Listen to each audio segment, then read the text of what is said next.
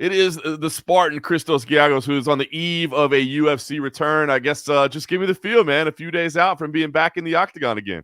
It feels good. You know what I mean? It's been too long. I don't like sitting out this long, but just had to take care of a little injury from pulling out my last one. But it feels good. You know what I mean? Getting all those, butterflies and nerves. But like everything feels a lot better this camp for sure. You know what I mean? I feel like I'm well established where I'm at now. I'm very comfortable and everything's gone right. So yeah. I love it. I want to talk about that injury in a moment, but I do want to ask you, the last time I saw you was actually at Fury Professional Grappling on the mats there. You got a win there. Very tough guys, Zulkarnaev and Kemchebekov. I love seeing you guys compete, man, because, before a mixed martial arts fight, you guys are a little bit on edge. It's a little tough, but the grappling, it seems everybody's competitive, but they're kind of more relaxed as well. It's kind of fun. So what was that experience like for you? You know what? I'm so happy I did that. It was awesome. I want to do more actually. It just you get that feel of the competitive feeling, and I didn't get nervous at all until the day I showed up for the jiu-jitsu match.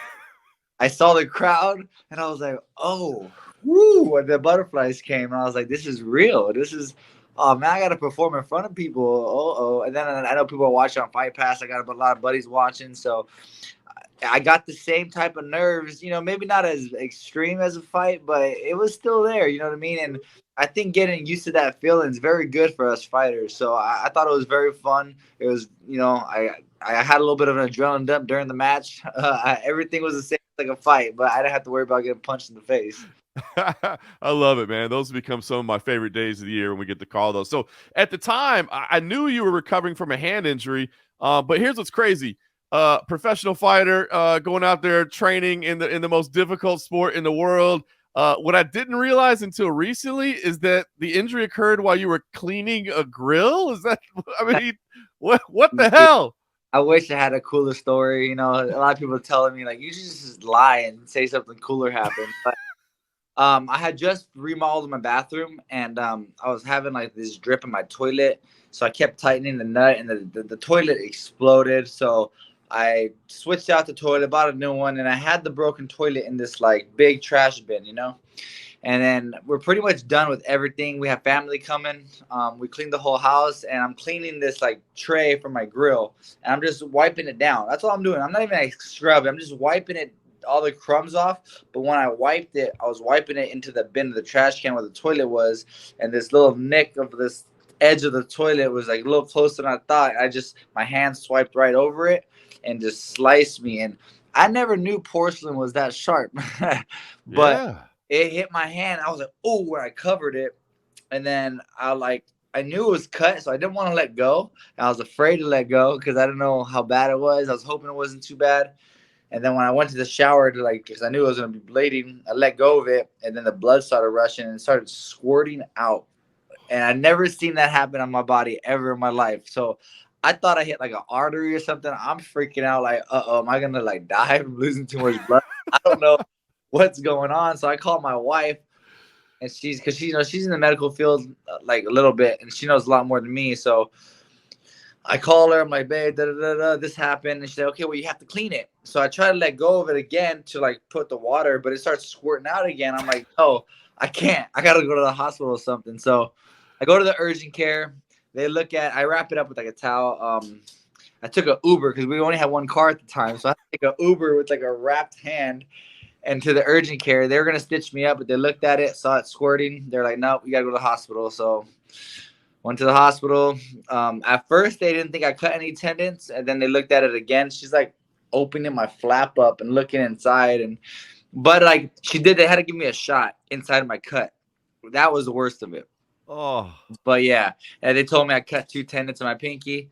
The next day, I went to a plastic surgeon place, and they stitched me up and stitched my tendons up together, and it's good to go now. But yeah, I got a gnarly little scar. I don't know if you can see it, but yeah.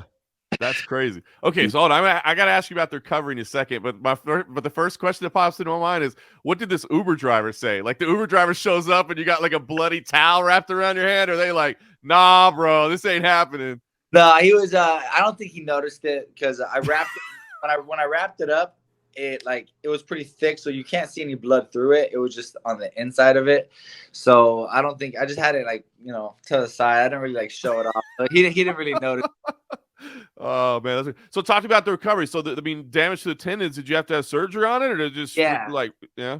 So the next day I went to this plastic surgeon spot and like a hand specialist, and they had to give me another shot inside of my cut. And they took this because the hospital stitched it up just like a pre-stitch just to keep it closed a little bit. He had to like cut it back open. He gave me the shot, and then it was weird. So I'm awake during this surgery, so they're like pulling, and I could feel them touching my tendon. I feel my pinky doing this, and then he stitched up the tendons, and then he stitched up the flap over my tendons, and then I was in like this little brace type thing for like about a week or two. And then, yeah, it was just recovery from there. I mean, that had to be a little bit frustrating considering what your profession is and what you guys go through every day. And that's how you get stuck out for 6 months is slicing your hand on some porcelain. Yeah, it was not my proudest moment. But all right. I don't want to take too much off training. I wanted to get back as soon as I can. So what I started doing, as soon as I was like pretty okay, like it was still sore and stuff, I had to grab like a tennis ball and I wrapped my hand with a hand wrap, and then I taped it over, and I was going to sparring one-handed, kicks, knees, and I was using my hand to block, but I wasn't using it much, and I had to grapple a little bit. But what's crazy, holding the ball, like my finger wasn't in danger. I found that trick out. One of my buddies told me about it when he dislocated his finger. He showed me that trick, and I tried it, and it worked out. My hand's 100% now, so. That is awesome, man. That is dedication, dude. All right, well, you get back to action Saturday, April 22nd. Ricky Glenn, it is, as you've noted, the Spartan and the Gladiator. I mean, that's old school. So talk to me about the matchup. I mean, it on paper it looks like it should be a fun one. What do you think about it? Exactly. I think the same thing. I think on paper everything looks like it's a fun fight. You know what I mean? I feel like this is kind of fight I've been wanting. I get to go out there and just, I don't really have much of a game plan this fight. I just want to go out there and fight my fight. Wherever I see I can take the fight, I'll take the fight. And obviously, be defensive when, who knows what he's gonna want to do either. So, but I think he's a warrior in the sport. I feel like I'm a warrior in the sport. We both fought a lot of times. We're both veterans in the sport for a long time. So I feel like this has everything to be the fight of the night, to be honest. You know what I mean? We're going to both come at each other, and he doesn't stop coming forward. You know what I mean? A lot of his fights he wins by coming back in the third round, So I know he's going to be in my face the whole fight.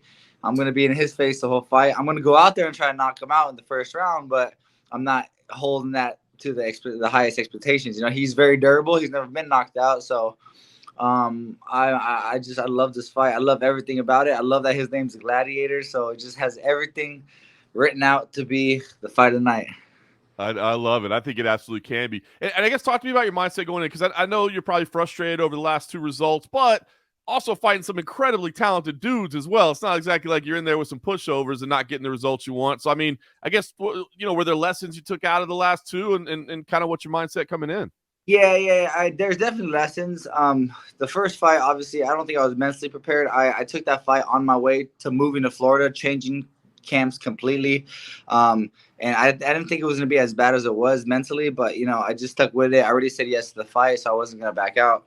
So I just went in there like, I'm going to do the best that I can. And, for the time that I was in there, I was doing fairly well until I got clipped. But and then the Thiago Moises fight, that one ate at me for a while because I thought I was definitely prepared mentally and physically. And I just made one stupid mistake. But like you said, you're in there with the best in the world.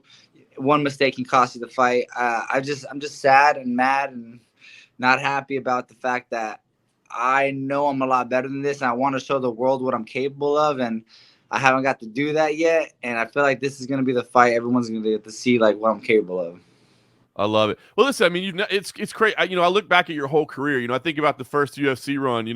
Gilbert Burns, Chris Wade. You end up fighting Josh Emmett, and that's all before we know really who Gilbert Burns, Chris Wade, and Josh Emmett is. You know what I mean? So I feel like you've always fought the absolute best of the best. I mean, so clearly, you don't mind taking on challenges, but do you take any like solace in that when you look back and say, yeah, I had some setbacks, but Charles Oliveira, I mean, look at these monsters that I've fought in my whole career. It definitely gives me a sense of confidence because I look back at those fights and with Chris Wade, I think that was arguably I could have won that fight. You know what I mean? I had a couple of judges like Chris tell me that he thought I won the fight. I think this is before the whole like wrestling, because like before wrestling was scoring mad points, and then they kind of took that away, saying you got to do something with the wrestling. So I had a bunch of people thinking I won that fight, but anyway, I fought Josh Emmett. That was a crazy war. We got fight of the year.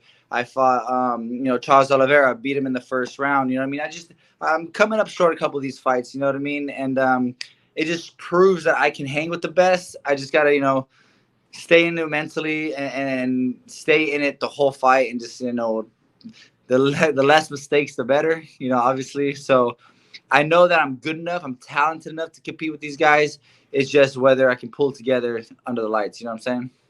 I love it, man. Well, this is an opportunity to make a statement. Like I said, on paper, it looks like it's going to be a fun fight. I guess last thing, I mean, are you going – you kind of said it. I think this could be fight of the night. Do you let yourself go in with that mentality? Like, bro, this is going to be a back-and-forth battle? Or do you feel like, no, I got to go in there and I got to dominate. I got to make a statement? Like, what's the goal here? Well, the goal is to go in there and make a statement. You know what I mean? I feel like I hit harder. I'm a little stronger. He used to fight at 45. I'm not going to go in there thinking he's weak or anything. He's a very durable fighter. And his last, I think 2 fights were at 55. So, or 1 or 2. I'm not too sure. I didn't look too much into it. But he used to fight at 45, and then he went up weight class. And I don't know. I just wait. I'm pretty sure he used to fight at 45, right? Yeah. Yep. Okay. Cool. I'm like, wait, did he? wait, did he? So I just tell yourself he did anyway. It's fine. Yeah. I feel like I might be I'm going to be the stronger fighter. I know he has a good gas tank on him. He's very durable, but I think I can go out there and make a statement, but I'm not expecting that to be the result. I'm expecting a war. I'm prepared for a war. But I want to go out there and make a statement and just go and smash this guy. You know what I mean? That's how I'm coming out there to fight. But I'm just, you know what I mean? I don't want to get my hopes up and, say I don't do that. And then all of a sudden, oh, he's still in my face. No, that's not going to happen. I'm there for the war. I'm there to fight all the way through. But I'm going to go out there and definitely try to make a statement and show everybody like Christos, the Spartan, is here to stay. And I'm not going anywhere. I love it, brother. Well, the Spartan and the Gladiator, man, it should be fantastic. Saturday, April 22nd. Best of luck in wrapping everything up. Safe travels, and we'll see you at the UFC Apex. Appreciate that. And good seeing you again, man.